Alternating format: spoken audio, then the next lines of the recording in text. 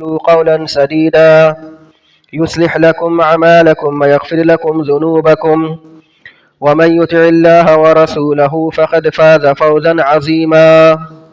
أما بعد، فإن خير الحديث كتاب الله، وخير الهدي هدي محمد صلى الله عليه وسلم، وشر الأمور محدثاتها، وكل محدثة بدعة، وكل بدعة ضلالة، وكل ضلالة في النار. رب اشرح لي صدري ويسر لي أمري واحلل عقدة من لساني يفقه قولي.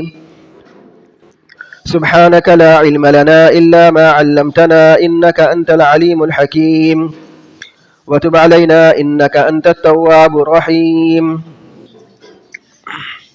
تمام قسم کی تعریف، کبریائی، حمد و ثنا اس اللہ وحدہ لا شریک کے لیے لائق و زیبا ہے، جس نے اس ساری کائنات کی تخلیق فرمائی، ہماری ضرورتوں کے واسطے ہر ایک چیز کو مہیا فرمایا، ہماری رشد و ہدایت کے لیے انبیاء اور رسولوں کا سلسلہ جاری فرمایا اور ہمیں مسلمان بنایا۔ درود اور سلام نازل ہو تمام انبیاء کرام علیہم الصلاۃ والتسلیم پر، خصوصاً امام کائنات، امام الانبیاء، افضل البشر، خاتم النبیین، شفیع المذنبین، رحمت للعالمین محمد صلی اللہ علیہ وسلم پر۔ اللہم صلی علی محمد وعلی آل محمد کما صلیت علی ابراہیم وعلی آل ابراہیم انک حمید مجید۔ اللہم بارک علی محمد وعلی آل محمد کما بارکت علی ابراہیم وعلی آل ابراہیم انک حمید مجید۔ معزز حاضرین جمعہ، عزیز بچوں، گزشتہ ہفتہ جمعہ کے خطبے میں سترہ کے احکام اور سترہ کے مسائل بڑی تفصیل کے ساتھ میں بیان کیے گئے تھے، تاکہ سترہ ہمیں کیوں لینا ضروری ہے نماز میں، اس کا پتہ چل جائے، اور رسول اکرم صلی اللہ علیہ وسلم نے اس کی تاکید کیوں فرمائی ہے۔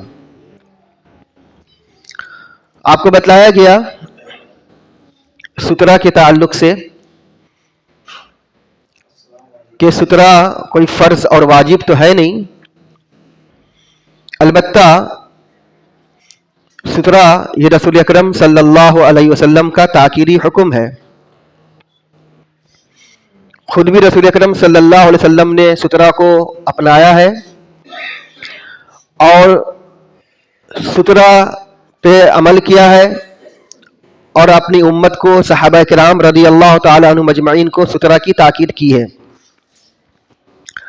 سترہ کا اہتمام کرنے کا مقصد یہ ہوتا ہے کہ آپ کی نماز کے اندر میں خشوع اور خضوع پائی جائے، کیونکہ اگر آپ سترہ نہیں لیں گے اور آپ کے سامنے سے کوئی گزرے تو اس سے آپ کی نماز میں خلل واقع ہو سکتا ہے۔ اسی لیے نمازی کو چاہیے، مصلی کو چاہیے کہ وہ سترہ کا اہتمام کرے۔ اور سترہ کے بارے میں آپ کو یہ بھی بتلایا گیا تھا کہ چاہے آپ گھر میں ہوں یا مسجد میں ہوں، سترہ لیجئے۔ اور سترہ کن چیزوں کا لیجئے یہ بھی بتلایا گیا تھا کہ سب سے پہلے ستون کا، دیوار کا، لکڑی کا، ٹیبل، کرسی، بالٹی، اٹیچی یا اس طرح کی کوئی اور چیز ہو جو 1.5 فٹ اس کی اونچائی ہو، تو 1.5 فٹ اونچائی والی کوئی بھی چیز ہو آپ اس کو سترہ بنائیے۔ عموماً ہم گھر پہ نماز پڑھتے ہیں تو چونکہ گھر پہ کوئی ہوتا نہیں ہے تو سوچتے ہیں کہ بس ہمارے سامنے دیوار ہے تو سترہ لوگ نہیں لیتے، اسی طرح نماز پڑھنے لگ جاتے ہیں۔ لیکن رسول اکرم صلی اللہ علیہ وسلم نے ہمیں بتلایا کہ اگر ہم گھر میں بھی ہوں تو سترہ کا اہتمام کریں،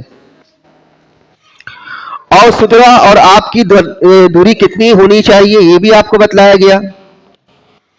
کہ جس جگہ آپ کھڑے ہو کر کے نماز پڑھ رہے ہیں اور آپ کا جہاں پہ سترا ہے، تو آپ کے کھڑے ہونے اور آپ کے سترے کی درمیان کی دوری تقریباً 4.5 فٹ یا 4.25 فٹ ہونی چاہیے، اس سے زیادہ نہ ہو۔ اگر اس سے زیادہ ہو تو سترا نہیں کہلایا جاتا۔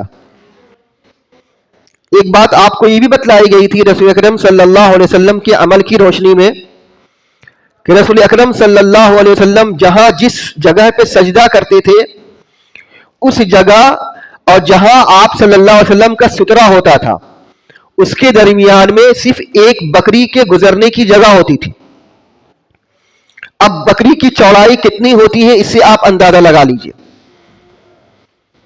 ہمارے یہاں کچھ لوگوں کو یہ بھی دیکھا جاتا ہے کہ وہ نماز پڑھتے ہیں لیکن ان کے اور سترے کے درمیان میں تقریباً 10 فٹ کی دوری ہوتی ہے یا 8 فٹ کی دوری ہوتی ہے۔ تو یہ ایسا نہیں ہونا چاہیے، بلکہ آپ کے کھڑے ہونے کی جگہ اور آپ کے سترے کی جگہ کی جو دوری ہے وہ تقریباً 4.5 سے 4.25 فٹ کی دوری ہونی چاہیے، تب جا کے سترا ہوگا۔ اور اسی طریقے سے یہ بھی دیکھا جاتا ہے کہ دیوار کے رہتے ہوئے یا کسی اور چیز کے رہتے ہوئے لوگوں کو سترا بنا لیا جاتا ہے۔ لوگ آگے نماز پڑھ رہے ہیں یا لوگ بیٹھے ہوئے ہیں، اس کے پیچھے ان کو سترا بنا کر کے نماز پڑھتے ہیں۔ ایسا بھی نہیں ہونی چاہیے۔ ہاں، اگر مسجد میں کہیں سترا نہ ہو، مسجد کھچا کھچ بھری ہو، لوگ باغ نماز پڑھ رہے ہوں یا بیٹھے ہوں، تسبیح ہاتھ میں لگے ہوئے ہوں، قرآن کریم کی تلاوت کر رہے ہوں، جگہ نہ ہو سترا بنانے کی یا سترا ہی کا اہتمام نہ ہو، تو آپ اس کو سترا بنا سکتے ہیں۔ لیکن جب باقاعدہ دیوار موجود ہے، سترا لکڑی کا سترا موجود ہے، ٹیبل کرسی میز موجود ہے یا اور کوئی چیز موجود ہے، تو اس کو چھوڑ کر کے آپ لوگوں کو سترا نہ بنائیے۔ کبھی کبھی بسا اوقات ایسا ہوتا ہے کہ آپ نماز پڑھ رہے ہوتے ہیں اور سامنے والے کو جانا ہوتا ہے، لیکن چونکہ رسول اکرم صلی اللہ علیہ وسلم کی حدیث ہے کہ 40 سال تک آپ کو اگر بیٹھنا رہے تو آپ نمازی کے سامنے سے مت گزریے، تو وہ بیچارہ بیٹھے رہتا ہے کہ کب آپ کی نماز ختم ہو اور کب وہ اٹھ کے وہاں سے چلے۔ تو کوشش اس بات کی کیجئے کہ مسجد کے اندر میں اگر آپ نماز پڑھ رہے ہوں تو سب سے پہلے دیوار کو یا ستون کو سترا بنانے کی کوشش کیجئے۔ ان ساری باتوں کی تفصیلات بتائی جا چکی ہیں، انشاءاللہ امید ہے کہ اس پر ہم سب عمل کریں گے، اور اللہ سبحانہ و تعالیٰ سے دعا ہے کہ اللہ سبحانہ و تعالیٰ ہم سب کو عمل کرنے کی توفیق عطا فرمائے۔ اس کے علاوہ کچھ چیزیں اور ہیں جو ہم نماز کے دوران میں ہمیں سمجھ میں نہیں آتی یا ہم اس کو کرتے ہیں۔ حدیث کے اندر میں باقاعدہ اس سلسلے میں اس کا باب باندھا گیا ہے اور رسول اکرم صلی اللہ علیہ وسلم نے اس کی تاکید بھی فرمائی ہے۔ ہم آج کے خطبے میں مختصر طور پہ انہی چند باتوں کو بیان کرنے کی کوشش کریں گے۔ اللہ تعالیٰ سے دعا ہے اللہ تعالیٰ ہمیں حق کہنے، حق سننے، حق سمجھنے اور حق باتوں پر عمل کرنے کی توفیق عنایت فرمائے، آمین۔ رسول اکرم صلی اللہ علیہ وسلم کا معمول یہ ہوتا تھا، صحابہ کرام رضی اللہ تعالیٰ عنہم اجمعین فرماتے ہیں کہ ہمیں رسول اکرم صلی اللہ علیہ وسلم دین کی بنیادی باتوں کو سکھلایا کرتے تھے۔ جب تک کہ دین کی بنیادی باتیں وہ مضبوط نہیں ہوں گی یا ان کے بارے میں آپ کو علم نہیں ہوگا تو آگے شاید ہی آپ کو کسی باتوں کا علم ہو۔ چھوٹی چھوٹی چیزیں جو ہم نظر انداز کر دیتے ہیں یا ہم ان کو سمجھنے کی کوشش بھی نہیں کرتے، ان میں سے جو بنیادی باتیں ہیں، ان بنیادی باتوں میں سے ایک اہم اور بنیادی بات یہ بھی ہے کہ رسول اکرم صلی اللہ علیہ وسلم نے ارشاد فرمایا، صحیح مسلم کی روایت ہے، اسی طریقے سے نسائی کی روایت ہے، ترمذی کی روایت ہے اور کئی ایک روایات ہیں۔ اللہ کے رسول صلی اللہ علیہ وسلم نے ارشاد فرمایا، اذا اقیمت الصلاۃ فلا صلاۃ الا المکتوبہ، کہ جب نماز کے لیے اقامت کہہ دی جائے۔ اس حدیث کے اندر میں 2 مرتبہ صلاۃ کا لفظ آیا ہے۔ پہلی مرتبہ جو لفظ آیا ہے وہ ہے الصلاۃ، اور دوسری مرتبہ جو لفظ آیا ہے وہ ہے صلاۃ۔ تھوڑا سا اس عربی عبارت پہ عربی لفظ پہ یا حدیث پہ آپ دھیان دیجیے. اذا اقیمت الصلاۃ، پہلے مرتبہ جو لفظ آیا ہے وہ ہے الصلاۃ.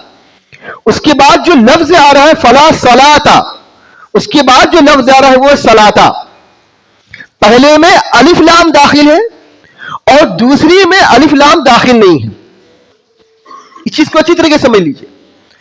تو حدیث کا معنی یہ ہوگا اذا اقیمت الصلاۃ، کہ جب نماز کے لیے اقامت کہہ دی جائے. کون سی نماز؟ وہ نماز جس کے لیے اذان کہی گئی ہے.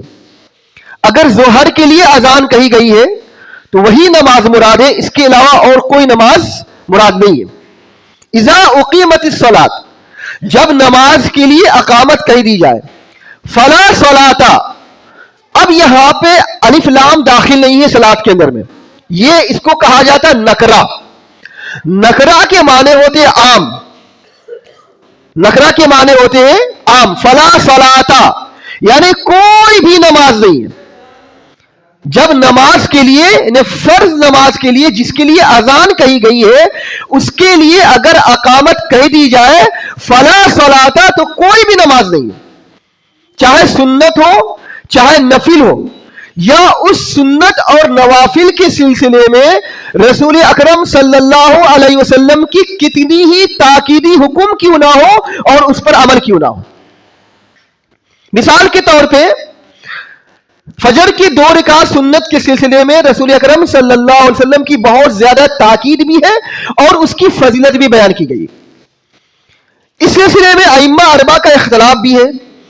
امام احمد رحمۃ اللہ علیہ اور امام مالک امام شافعی رحمۃ اللہ علیہ کا مسلک یہ ہے کہ اس حدیث کے معنی پر عمل کیا جائے گا اور یہ کہا جائے گا کہ اگر نماز کے لیے اقامت کہہ دی جائے تو اس کو کوئی نماز نہیں پڑھنی چاہیے. کوئی نماز نہیں پڑھنی چاہیے الا کہ وہ اپنے گھر پہ نماز پڑھ رہا ہو. جبکہ امام ابو حنیفہ رحمہ اللہ کے نزدیک یہ ہے کہ فجر کے سنت کے سلسلے میں یہ ہے کہ اگر جماعت کھڑی ہو فجر کی اور کوئی صاحب مسجد میں آئے تو اس کو چاہیے کہ وہ مسجد کے کسی کونے میں 2 رکعت سنت پڑھ لے. مسجد کے کسی کونے میں. بلکہ اب اس میں بھی ایک روایت ہے امام ابو حنیفہ رحمہ اللہ کے روایت میں سے بھی ایک اور روایت پائی جاتی ہے. وہ یہ کہ مسجد کے احاطے سے باہر جہاں تک امام صاحب کی قرد کی آواز اس کے کان تک نہ پہنچتی ہو وہاں پہ کھڑا ہو جائے اور وہاں پہ کھڑے ہو کر کے 2 رکعت سنت پڑھے.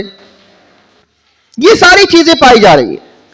اب یہاں ہمارے حنفی بھائیوں کے یہاں کہا یہ جاتا ہے کہ چونکہ فجر کے بارے میں تاکیدی حکم ہے اور اس پر فضیلت بھی ہے اور یہ سنت مؤکدہ ہے، اس کی بہت زیادہ تاکید آئی ہے، اسی وجہ سے فجر کو اس سے الگ کیا جاتا ہے.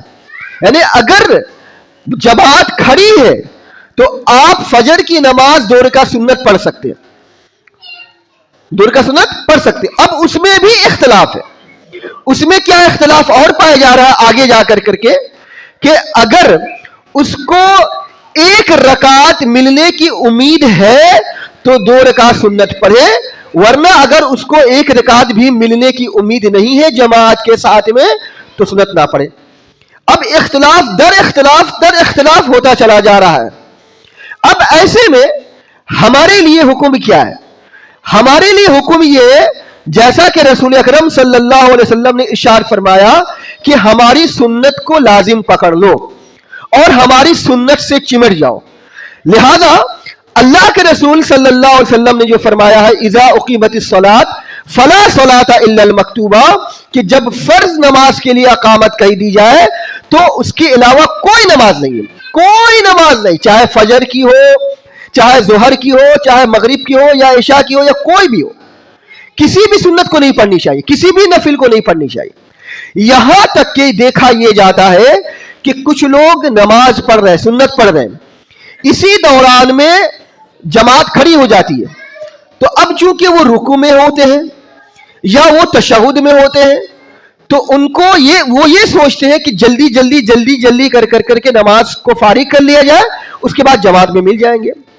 جماعت تو مل ہی جائے گی, پہلی رکعت مل جائے گی.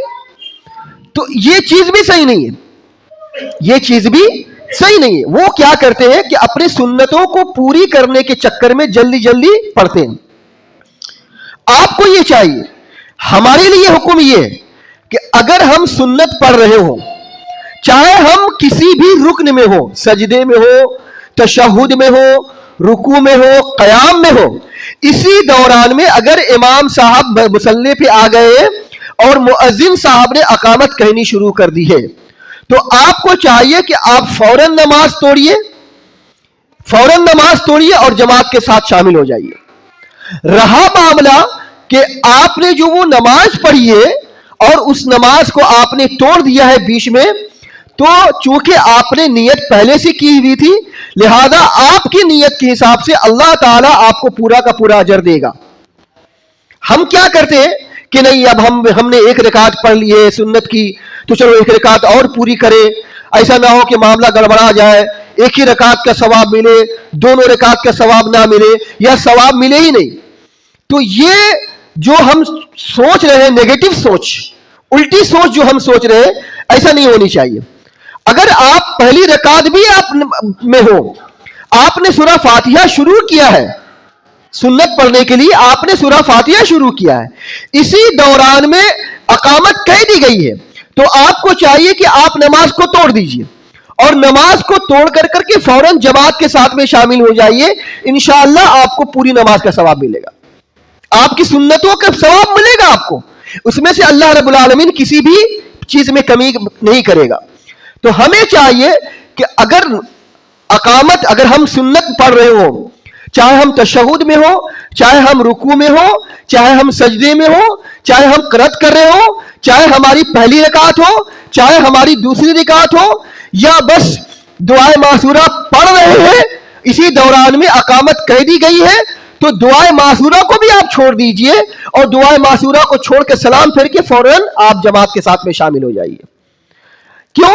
اس وجہ سے کہ اگر آپ نے جماعت اور اقامت کو نظر انداز کر دیا اور اس کو نظر انداز کر کے آپ اپنی سنتوں میں لگے رہے, تو گویا کہ آپ یہ باور کرانا چاہتے ہیں کہ آپ کے نزدیک سنت کی اہمیت زیادہ ہے, فرض کی اہمیت نہیں ہے. فرض کی اہمیت نہیں ہے. فرض کی اہمیت کا, چاہے فجر کی سنت کا معاملہ ہو, چاہے کسی بھی نماز کا معاملہ ہو, کسی بھی وقتوں کا معاملہ ہو, فرض کو چھوڑ کے کسی کی بھی تاکید نہیں ہے. فرض اپنی جگہ میں ہے, اس سے بڑھ کر کے کسی کا حکم نہیں ہو سکتا, یا اس سے زیادہ کسی کی تاکید نہیں ہو سکتی. تو فرض کی سب سے زیادہ تاکید ہے. لہذا ہمیں چاہیے کہ اگر ہم سنت اور نفل پڑھ رہے ہیں اور اقامت کہہ دی گئی ہے, تو ہم فوراً اپنی نماز کو توڑیں اور جماعت کے ساتھ شامل ہو جائیں. انشاءاللہ ہم کو پوری نماز کا ثواب ملے گا. ایک بات. دوسری بات یہ کہ اگر ہم سنت پڑھ رہے ہیں اور اقامت کہہ دی گئی ہے, تو چونکہ اب صف بندی کا معاملہ ہے, امام صاحب صف بندی کرا رہے ہیں, لوگوں کو صف بندی کی تاکید کر رہے ہیں, تو اس سے بھی ایک بڑی محرومی ہونے کی وجہ ہے. اس سے بھی ایک بڑی محروم ہونے کی وجہ ہے. اب امام صاحب قرات کر رہے ہیں, آپ سنت میں لگے ہوئے ہیں, سنت میں آپ لگے ہوئے ہیں, تو قرآن کریم کی اس آیت کے خلاف ہوگا جس میں اللہ رب العالمین نے ارشاد فرمایا وَإِذَا قُرِئَ الْقُرْآنُ فَاسْتَمِعُوا لَهُ, کہ جب بھی قرات کی جائے تو آپ غور سے سنو, غور سے سنو. اب آپ نماز اقامت کہہ دی گئی ہے, امام صاحب قرات کر رہے ہیں, آپ سنت میں لگے ہوئے جلدی. تو یہ ساری چیزیں جو ہے قرآن اور حدیث کے خلاف ہیں. اللہ کے رسول صلی اللہ علیہ وسلم کی حدیث ہے اذا اقیمت الصلاۃ فلا صلاۃ الا المکتوبہ, کہ جب نماز کے لیے اقامت کہی دی جائے تو کوئی نماز نہیں سوائے اس کے جس کے لیے اقامت کہی گئی ہے. لہذا اس چیز کو بہت ہی باریکی سے نوٹس لیجئے, بہت ہی اہتمام کیجئے کہ اگر آپ سنت یا نفل پڑھ رہے ہو, اسی دوران میں اقامت کہی دی گئی ہے, تو فوراً آپ نماز کو توڑیے اور جماعت میں شامل ہو جائیے. ایک بات. دوسری بات یہ رسول اکرم صلی اللہ علیہ وسلم کا ایک حدیث ہے کہ ہمارے یہاں عام طور سے دیکھا جاتا ہے کہ اذان اور اقامت کے درمیان کی چیزوں کو جو چیزیں ہیں اس کا ہم اہتمام نہیں کرتے. دیکھیے ہماری الحمدللہ اذان اور اقامت کے درمیان کا جو وقفہ ہوتا ہے وہ تقریباً 15 سے 20 منٹ کا وقفہ ہوتا ہے، اور یہ 15 سے 20 منٹ کا جو وقفہ ہے یہ بہت ہی گولڈن ٹائم ہے آپ کے لیے، جہاں آپ پریشان ہیں، جہاں آپ مجبور ہیں، لاچار ہیں، قسم پرسی کی زندگی بسر کر رہے ہیں اور چاہتے ہیں کہ اللہ سبحانہ و تعالیٰ سے ہم جو مانگے اللہ سبحانہ و تعالیٰ ہم کو عطا کر دے، تو یہ آپ کے لیے جو وقت ہے، یہ 15 سے 20 منٹ کا وقت، یہ آپ کے لیے بہت ہی بہترین وقت ہے، یہ گولڈن ٹائم ہے، سنہرا وقت ہے یہ آپ کے لیے۔ ہم کیا کرتے ہیں کہ اس وقت کو ضائع برباد کر دیتے ہیں۔ بعض دفعہ یہ بھی دیکھا جاتا ہے کہ کچھ لوگ اقامت سے پہلے آتے ہیں، 2 رکعت 4 رکعت سنت پڑھا اور اس کے بعد پھر وہ بات چیت میں لگ جاتے ہیں، ادھر ادھر کی بات میں لگ جاتے ہیں، ہنسی مذاق میں لگ جاتے ہیں وغیرہ وغیرہ۔ یہ چیز نہیں ہونی چاہیے۔ ایک تو یہ کہ دوسرے نمازیوں کو خلل ہوتی ہے، اور دوسری یہ کہ آپ ایک بہت ہی گولڈن ٹائم کو مس کر دے رہے ہیں، بہت ہی گولڈن ٹائم کو۔ رسول اکرم صلی اللہ علیہ وسلم نے ارشاد فرمایا لا يرد الدعاء بین الاذان والاقامہ، کہ اذان اور اقامت کے درمیان جو بھی دعا کی جائے وہ رد نہیں کی جاتی ہے۔ اللہ کے رسول صلی اللہ علیہ وسلم اگر کہنا چاہتے تو کہہ سکتے تھے کہ اذان اور اقامت کے درمیان میں جو بندہ دعا مانگتا ہے اس کی دعا قبول ہوتی ہے، لیکن رسول اکرم صلی اللہ علیہ وسلم نے اس لفظ کے بجائے یہ کہا ہے کہ اس کی دعا رد نہیں کی جاتی۔ تو یہ گویا کہ جو انسان کبھی کبھی مایوس ہو جاتا ہے کہ ہم نے اللہ رب العالمین سے دعا کیا، اللہ نے ہماری سنی نہیں، یا ہم نے اللہ سے جو مانگا ابھی اللہ نے ہم کو دیا نہیں ہے، پتہ نہیں اللہ کب کس وقت دے گا، اللہ بہتر جانتا ہے۔ تو یہ مایوس دلوں کو ایک پیغام دیا جا رہا ہے کہ دیکھیے، آپ اذان اور اقامت کے درمیان میں 2 رکعت نماز پڑھیں، 4 رکعت نماز پڑھیں، 6 رکعت نماز پڑھیں، ذکر و اذکار کریں، قرآن کریم کی تلاوت کریں، تو جب تک آپ اقامت سے پہلے عبادت میں مصروف رہیں گے، آپ کے پیچھے میں ایک کھڑا فرشتہ آپ کے لیے مسلسل اللہ رب العالمین سے دعا کرتا رہے گا، اللہم اغفر لہ، اللہم اغفر لہ، اللہم اغفر لہ، اے اللہ اس کو بخش دے، اے اللہ اس کو بخش دے، اے اللہ اس کو بخش دے، مسلسل جب تک اقامت نہ کہہ دی جائے۔ تو ایک تو یہ کہ اگر ہم اذان اور اقامت کے درمیان میں اپنے آپ کو دنیاوی باتوں میں مصروف رکھیں، دنیاوی کاموں میں مصروف رکھیں، تو فرشتوں کی دعاؤں لینے سے ہم محروم رہ جاتے ہیں۔ دوسری یہ کہ ہم ایک گولڈن ٹائم کو ہم مس کر رہے ہیں۔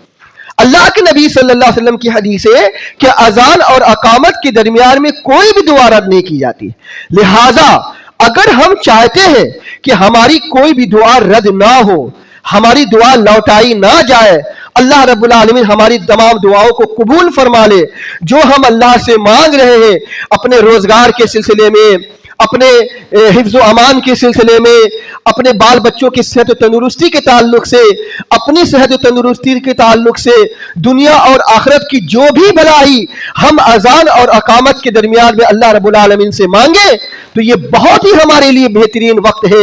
اللہ سبحانہ و تعالی ہماری دعا کو قبول کرنے والا ہے۔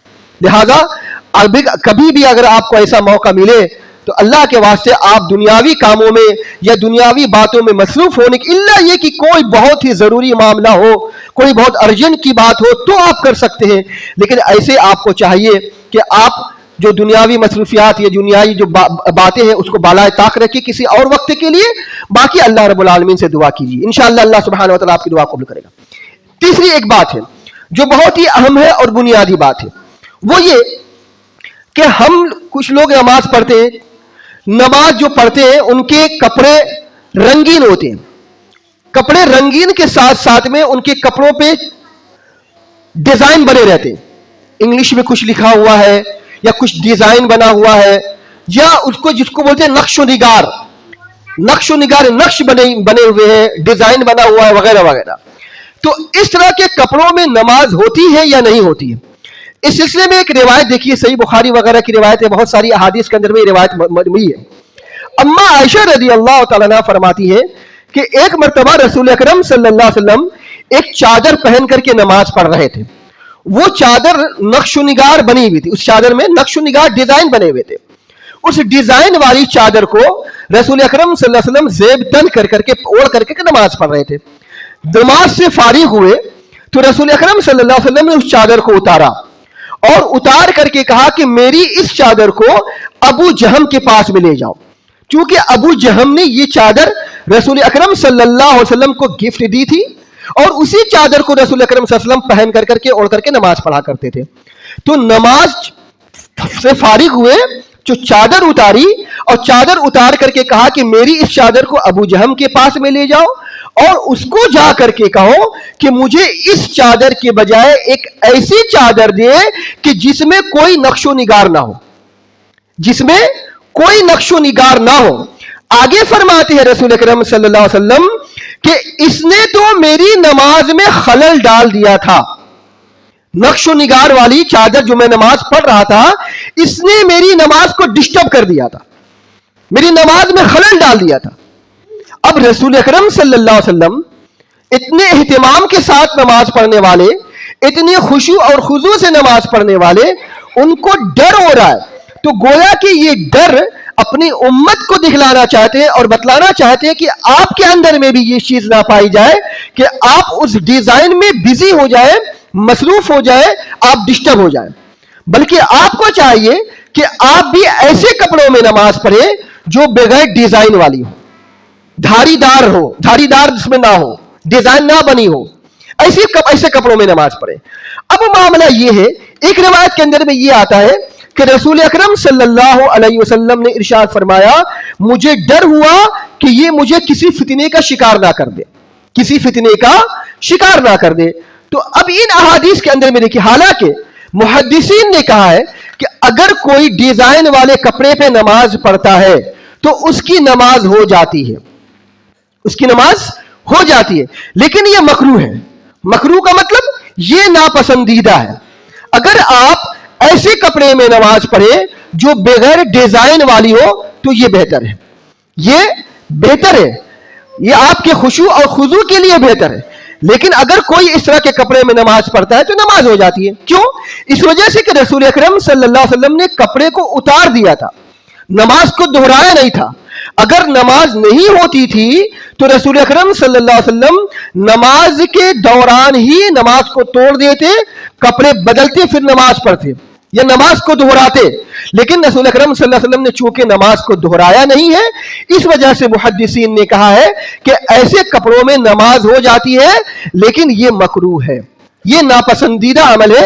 آدمی کو چاہیے کہ بغیر ڈیزائن والے کپڑے پہ نماز پڑھے، تو یہ اس کے خشوع اور خضوع کے لیے بہتر ہے۔ حافظ ابن حجر رحمت اللہ علیہ اس حدیث کی روشنی میں فتح الباری میں نقل کرتے ہیں کہ ہر وہ چیز جو نمازی کے لیے دوران نماز بے توجہی کا باعث بنے، مکروہ اور ناپسندیدہ ہے۔ بے توجہی کا، انسان کو نماز کے اندر میں خلل واقع ہو جائے، ڈسٹرب ہو جائے، ادھر ادھر دھیان چلا جائے، تو یہ ناپسندیدہ عمل ہے، یہ مکروہ ہے، جیسا کہ نقش و نگار وغیرہ۔ امام ابن حجر رحمۃ اللہ علیہ نے کہا، لہذا ایک مصلی کو چاہیے کہ وہ نقش و نگار والے کپڑے سے اپنے آپ کو بچا کر کے نماز پڑھے، ورنہ تو نماز ہو جاتی ہے، اس میں کوئی دو رائے نہیں۔ پہلی بات۔ دوسری بات یہ ہے، کچھ لوگوں کو یہ بھی دیکھا جاتا ہے کہ ایسے کپڑے میں نماز پڑھتے ہیں کہ جس میں جانور کی تصویر ہوتی ہے، جیسے کسی کمپنی کا لوگو یا گھوڑا بنا ہوا ہے یا کوئی اور جانور کی تصویر بنی ہوئی ہے جیکٹ میں، یا اسی طریقے سے سویٹر میں یا گنجی میں، ٹی شرٹ میں لوگ نماز پڑھتے تو اس میں کچھ تصویریں بنی ہوتی ہے، جانور چھوٹی چھوٹی تصویر بنی ہوتی، اس پہ لوگ دھیان نہیں دیتے۔ اس کو ہمیں دھیان دینے کی ضرورت ہے۔ سنن نبی داؤد کی روایت میں ہے کہ ایک مرتبہ فاطمہ رضی اللہ تعالی عنہا کے گھر رسول اکرم صلی اللہ علیہ وسلم دعوت پہ تشریف لے گئے، چونکہ ان کی بیٹی اور داماد نے دعوت دیا تھا رسول اکرم صلی اللہ علیہ وسلم کو۔ رسول اکرم صلی اللہ علیہ وسلم بیٹی اور داماد کے گھر گئے دعوت کھانے کے لیے۔ اب دروازے پہ جیسے داخل ہو رہے کہ دیکھا کہ ایک چادر لٹکا ہوا اور اس چادر پہ کچھ ایسی تصویر بنی ہوئی ہے۔ رسول اکرم صلی اللہ علیہ وسلم کا چہرہ متغیر ہو گیا، بدل گیا، بغیر کھائے واپس لوٹ گئے، کھانا نہیں کھایا۔ اب فاطمہ رضی اللہ تعالیٰ عنہ کو تشویش ہوئی کہ پتہ نہیں ابا آئے اور بغیر کچھ کہے چلے گئے۔ علی رضی اللہ تعالیٰ عنہ آئے تو ان کو بتایا کہ ایسا ایسا معاملہ ہوا۔ علی رضی اللہ تعالیٰ دوڑے دوڑے رسول اکرم صلی اللہ علیہ وسلم کے پاس پہنچے کہ آپ کو ہم نے دعوت دیا، آپ بغیر کھائے بغیر کچھ بولے آپ چلے آئے، کیا وجہ تھی؟ رسول اکرم صلی اللہ علیہ وسلم نے فرمایا کہ میں تمہارے گھر میں داخل ہو رہا تھا، ایک چادر میں نے دیکھی، اس چادر پہ تصویریں بنی ہوئی تھی، اس چادر پہ تصویر بنی ہوئی تھی. اب ایسی چادر والی تصویر میں جہاں پہ بنی ہو وہاں میں کیسے داخل ہو سکتا ہوں؟ یہ میرے لیے مناسب نہیں ہے، یہ میرے لیے مناسب نہیں. تو محدثین کہتے ہیں کہ چونکہ یہ کپڑے جو آپ جو پہن کر کے نماز پڑھ رہے تھے، یہ چونکہ اس میں ڈیزائن بنا ہوا تھا، اس لیے رسول اکرم صلی اللہ علیہ وسلم نے اس کو نماز دہرایا نہیں. لیکن وہ جہاں آپ صلی اللہ علیہ وسلم واپس لوٹ آئے، اس چادر پہ جاندار کی تصویر بنی ہوئی تھی. ایسی تصویر جس میں روح ہو، جیسے گھوڑا، گدھا یا اونٹ یا کوئی اور جس میں جو جاندار کی تصویر ہو، وہ اس کو دیکھ کر کے رسول اللہ صلی اللہ علیہ وسلم واپس آ گئے. تو ظاہر سی بات ہے ایسے کپڑے جس میں جاندار کی تصویر بنی ہو، باقاعدہ صحیح بخاری کی روایت میں ابن عباس رضی اللہ تعالیٰ عنہما نے ایک ایسے شخص کو جو فوٹوگرافر تھا اور وہ تصویر پینٹ کرتا تھا اور تصویر پینٹ کر کر کے بازار میں بیچا کرتا تھا، جیسے گدھا، اونٹ، گائے وغیرہ. تو ابن عباس رضی اللہ تعالیٰ عنہما نے فرمایا رسول اکرم صلی اللہ علیہ وسلم کی حدیث کے حوالے سے کہ یہ حرام ہے. تم اگر ایسی کمائی کرتے ہو تو ایسی کمائی تمہارے لیے بھی حرام ہے.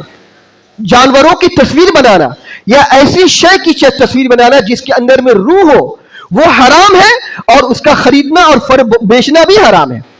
تو ظاہر سی بات ہے کہ تصویر اگر حرام ہو تو تصویر والے کپڑے پہن کر کے نماز پڑھنا حلال کیسے ہو جائے گا یا مباح کیسے ہو جائے گا، اس کا آپ اندازہ لگا لیجیے. لہذا ایسے کپڑے جس میں تصاویر بنے ہو جانوروں کی یا زیرو کی، تو اس کپڑوں میں نماز نہیں ہوتی ہے، اس کپڑوں میں نماز نہیں پڑتی. الا یہ کہ اگر ایسے کپڑے ہو جس میں جانوروں کی تصویر بنی ہو تو آپ کو چاہیے کہ جانور کا جو منہ ہے اس کے منہ کو آپ ختم کر دیجئے. مسند احمد کی روایت میں آتا ہے کہ رسول اکرم صلی اللہ علیہ وسلم کے گھر میں کئی مورتیاں رکھی ہوئی تھی. اب مورتی رکھنے کی وجہ سے حضرت جبرائیل علیہ الصلوۃ والتسلیم کا آنا جانا بند. اب پتہ یہ چلا کہ بھائی جبرائیل علیہ السلام تسلیم آنے رہے. رسول اکرم صلی اللہ علیہ وسلم نے جبرائیل علیہ السلام سے پوچھا کیا بات ہے، آپ کا آنا جانا ختم ہو گیا، معاملہ کیا بات ہے؟ کہا کہ آپ کے گھر میں تصویریں ہیں، اس وجہ سے میں نہیں جا سکتا. اس سے یہ پتا چلا کہ جس کے گھر میں تصویر ہو اس کے گھر میں رحمت کے فرشتے داخل نہیں ہوتے. اب جب رحمت کے فرشتے داخل نہیں ہوتے ہیں تو آپ کا گھر اتھل پتل ہو جاتا ہے، آپ کے گھر میں کئی بے برکتی پیدا ہو جاتی ہے، آپ کے گھر میں واہیات اور خرافات جنم لینا شروع ہو جاتی ہیں. لہذا انسان کو چاہیے کہ تقوی شعاری اختیار کرتے ہوئے جہاں تک ممکن ہو سکے اپنے گھر میں کوئی تصویر نہ رکھے، کوئی تصویر نہ رکھے.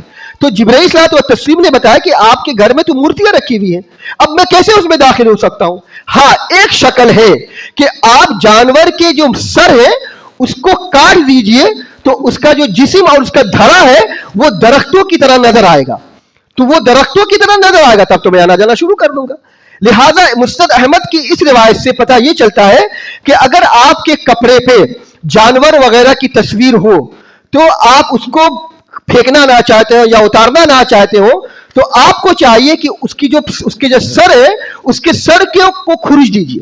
اگر دھاگا سے بنا ہوا ہے تو دھاگا وہاں کا اکھیڑ دیجیے، آپ ختم کر دیجیے، اس کے سر کو ختم کر دیجیے. تو فرمایا مسند احمد کی اس روایت جو کہ صحیح روایت ہے کہ وہ درختوں کی طرح معلوم ہوگا اگر اس کے سر کو ختم کر دیا جائے. تو اگر آپ اس کے سر کو ختم کر دیں تو اب آپ اس میں نماز پڑھ سکتے ہیں. لیکن اگر مکمل تصویر ہو، مکمل ڈھانچہ ہو تو ایسے کپڑوں میں نماز پڑھنا آپ کے لیے حرام ہے. لہذا کوئی بھی مصلی اگر کسی بھی کپڑے کو پہن کر کے نماز پڑھ رہا ہو تو وہ اپنے کپڑے کا پہلے جائزہ لے کہ آیا ایسے کپڑے تو نماز نہیں پڑھ کے پہن کر کے نماز نہیں پڑھ رہا ہو جو جانور جس میں جانور کی تصویر ہو، چاہے لوگو وغیرہ ہو، چاہے سویٹر ہو یا جیکٹ ہو یا کوئی ٹی شرٹ وغیرہ ہو، اس کا جائزہ لینا بہت ضروری ہے. اب رہا معاملہ یہ کہ کچھ لوگ یہ کہتے ہیں کہ چلیے مان لیجئے کہ ہم تصویر والے کپڑے پہ نماز نہیں پڑھتے لیکن ہم اپنے جیب میں کرنسی رکھتے ہیں، نوٹ رکھتے ہیں، اس نوٹ پہ بھی تو مورتی بنی رہتی ہے، گاندھی جی کی تصویر بنی ہے، 3 شیر بنے ہوئے ہیں، اس میں بھی تو مورتی رکھی ہے. اب تصویر والے نوٹ کو اپنے جیب میں رکھ کر کے نماز پڑھنا یہ صحیح ہے کہ نہیں صحیح ہے؟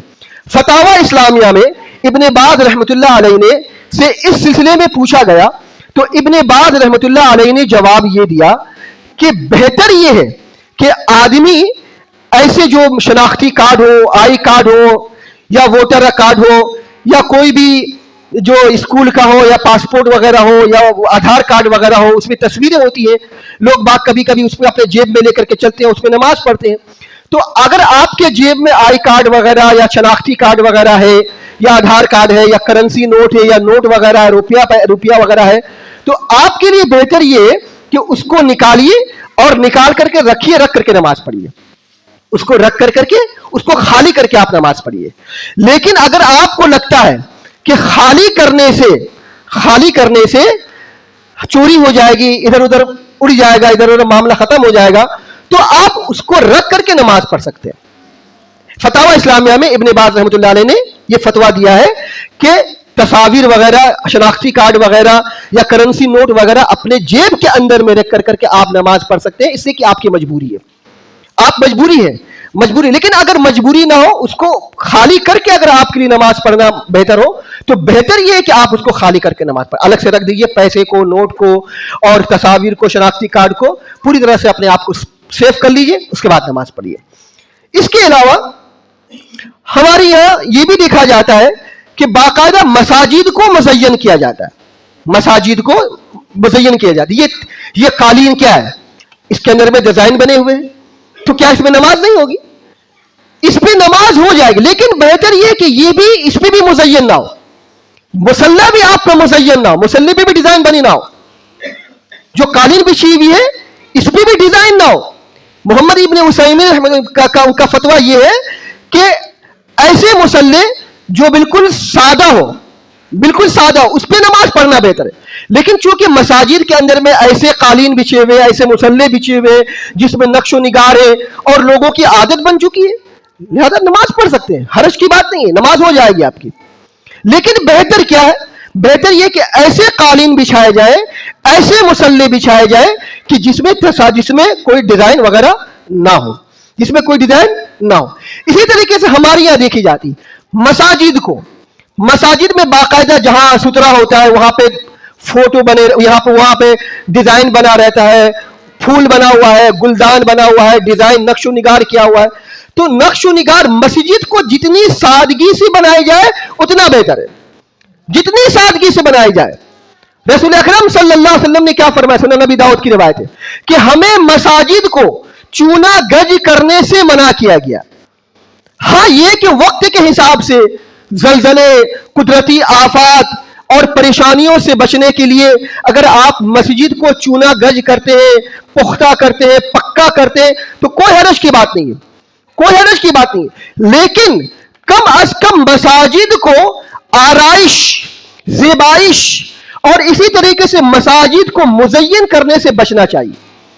رسول اکرم صلی اللہ علیہ وسلم کی حدیث ہے, یہ قیامت کی نشانیوں میں سے ایک نشانی ہے, ان من اشراط الساعۃ ان یتباہی الناس من المساجد, کہ یہ قیامت کی نشانیوں میں سے ایک نشانی ہے کہ ایک وقت ایسا آئے گا کہ لوگ مساجد کو بنائیں گے اور مساجد کو بنا کر کے اس پر بیٹھ کر کے فخر کریں گے کہ میری مسجد سب سے اونچی ہے. آج قوم کے پیسے لے کر کے مساجد کو بنایا جاتا ہے, 4 تلہ 5 تلہ مساجد میں جھومر, قالین, ٹائلز, ماربل, اے سی, بڑے بڑے پنکھے, اور یہاں تک کہ مسجد کا واش روم, مسجد کا وضو خانہ بالکل چکا چوند. قوم کے پیسے لے کر کے مساجد تعمیر کی جاتی ہے, 4 تلہ 5 تلہ. آپ ایمانداری سے اپنے گریبان میں جھانک کر کے بتلائیے کہ ان مساجد جو 4 تلہ 5 تلہ بنائی جاتی ہے قوم کے پیسے لے کر کے, بڑی مضبوط سے لاکھوں کروڑ روپے کی مسجد بنائی جاتی ہے, کتنے وقت میں نمازی آتے ہیں؟ 5 وقتوں میں. ایمانداری سے بتائیے آپ 5 وقتوں میں کتنے نمازی آتے ہیں؟ مشکل سے پہلی منزل بھی نہیں بھرتی ہوگی. 5 وقتہ نماز تو آپ چھوڑ دیجیے, اگر آپ جمعہ کا جائزہ لیجیے تو جمعہ میں بھی مسجد نہیں بھرتی ہے, الا یہ کہ عید اور بقرعید میں شاید ہی, اس پر بھی ہمارے یہاں لوگ مسجد کو بند کر کے عیدگاہ جاتے رسول اکرم صلی اللہ علیہ وسلم کی سنت کے مطابق. اگر کوئی مجبوری ہو, بارش وغیرہ کا معاملہ ہو, تو پھر مسجد بھرتی ہے صرف سال میں ایک بار. تو ہم نے یہ 4-5 منزلہ بنایا مسجد کو, لاکھوں کروڑ روپے قوم کے پیسے لے کر کے, کیا صرف عید بقرعید کے لیے؟ آج ہماری ساری توجہ کا مرکز مسجد بن چکا ہے. آرائش, زیبائش, مساجد کو کیسے مزین کیا جائے, مساجد کو کیسے سجائے. پورے قرآن کا مطالعہ کیجیے, رسول اکرم صلی اللہ علیہ وسلم کی حدیث کا مطالعہ کیجیے. قرآن کے اندر میں اور حدیث رسول کے اندر میں ہمیں اس بات کی حکم ہے, اس بات کی تاکیدی حکم ہے کہ مسجد کو آباد کیا جائے, مساجد کو نمازیوں سے بھرا جائے, نمازیوں سے آباد کیا جائے مسجد کو. لیکن ہم نے اس پہ توجہ ہٹا کر کے مساجد کو صرف خوبصورت بنانے میں لگا دیا. حالانکہ مساجد کی اصل زینت کیا ہوتی ہے؟ مساجد کی اصل زینت یہ ائمہ اور مؤذنین ہے. مساجد کی اصل زینت, ہم ان ائمہ اور مؤذنین کی طرف ذرہ برابر بھی ہم نہیں جھانکتے, ان کی حالات کی طرف نہیں جھانکتے کہ ہمارے ائمہ مؤذنین جو بیچارے 10,000 15,000 18,000 20,000 روپے تنخواہ لے کر کے امامت کرتے ہیں ہماری, کیا 18-20,000 روپے میں آپ کا گھر چل جاتا ہے؟ ہم اپنے بچوں کو لیپ ٹاپ ایک سے ایک دیتے, موبائل ایک سے ایک دیتے. کیا ہمارے مساجد کے ائمہ اور مؤذنین کے بچے نہیں ہوتے؟ ان کی بیویاں نہیں ہوتی, ان کے بیٹے نہیں ہوتے, ان کے باپ ان کی بہن نہیں ہوتی, ان کے ماں باپ نہیں ہوتے؟ کیا ان کے حقوق نہیں ہوتے؟ کیا ان کی ذمہ داری نہیں ہوتی؟ کیا ان کی یہاں بیماری آزاری نہیں آتی؟ کیا ان کی یہاں مہمان نہیں آتا؟ یہ سارے حقوق ان کی یہاں نہیں پائے جاتے ہیں صرف ہمارے لیے صرف. کیا 15 سے 20,000 18,000 روپے میں ان کا گھر چل جائے گا؟ یہ اپنے بال بچوں کا حق اپنے پیٹ پال لیں گے؟ ہم اپنے بچوں کو کیسے ہم اپنی مساجد کو, آپ دیکھ لیجئے, کسی بھی صاحب ثروت کو بولیے مسجد بنانی ہے, رسول اکرم صلی اللہ علیہ وسلم کا حکم ہے جو آدمی مسجد بنائے گا اللہ تعالیٰ جنت میں اس کا گھر بنائے گا, اپنے خزانے کھول دے گا, لاکھوں روپے مسجد کے لیے. میرے لیے مسجد میں جنت میں گھر تعمیر ہوگی, خزانے کھول دے گا مسجد سے, اپنے پیسے سے چھت ڈھلائی کر دے گا, اے سی دے دے گا, باربیل دے دے گا, ٹائلز دے دے گا, سوچ لے گا کہ ہم نے جنت میں گھر بنا لیا. جنت میں ہم نے گھر بنا لیا. لاکھوں روپے, 1 لاکھ 2 لاکھ روپے مسجد کے لوگ دے دیتے. لیکن مسجد کی اصل زینت جس کے بغیر مسجد کا تصور ہی نہیں ہے, ائمہ اور مؤذنین. ائمہ اور مؤذنین ان کی حالت کی طرف کوئی نہیں دیکھتا. جس سے مسجد کو آراستہ پیراستہ کرنا, جو ہمیں دین کی تعلیم دیتا ہے, جو ہمیں دین کی بنیادی تعلیم دیتا ہے, جو ہمارے بچوں کو پڑھاتا ہے, جو ہمارے بچوں کو قرآن پڑھاتا ہے, دینی معاملات میں ہماری رہنمائی فرماتا ہے, ہم اس کو کتنا دیتے؟ 15 سے 18,000 20,000 روپے. بس یہ ہماری ذمہ داری. اور مسجد جو آپ نے وہ عالیشان مسجد بنائی ہے, وہ کس کے لیے بنائی ہے آپ نے؟ نہ اس میں قوم کی ترقی ہوتی ہے, نہ اس میں یونیورسٹی بنائی گئی, نہ اس میں کالج بنائے گئے, نہ بچوں کے ٹیکنیکل کوئی انسٹیٹیوٹ کھولا گیا, نہ کوئی روزی روزگار کے مواقع بنائے گئے, نہ وہاں پہ کوئی چیریٹیبل ڈسپنسری قائم کی گئی, نہ وہاں کوئی رفاہی کام کیا گیا. یہ 4-5 منزلہ مسجد کس لیے, کس بنیاد پر بھائی؟ قوم کے پیسے لے کر کے آپ قوم کی ترقی کا خیال نہیں کرتے.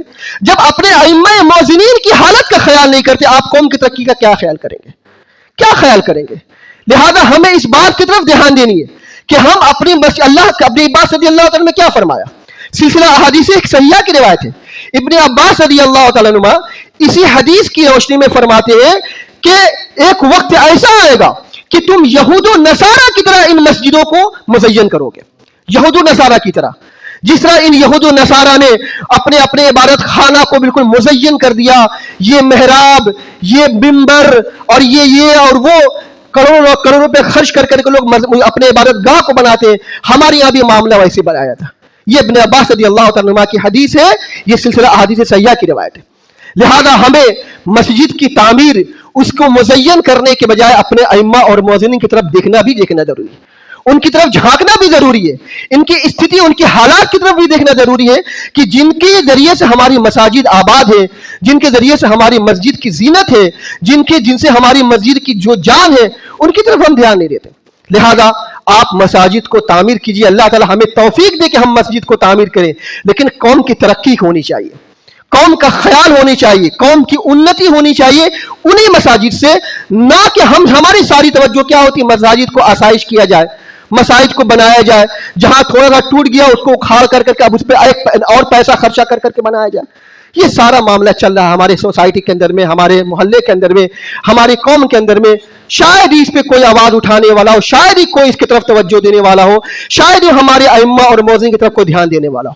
لہذا ہمیں چاہیے, باتیں بہت ساری ہیں انشاءاللہ دین کی اور بہت ساری بنیادی باتیں جو ہم نمازیوں کے درمیان میں پائی جاتی ہیں انشاءاللہ جمعہ کے اگلے خطبے میں بیان کی جائیں گی.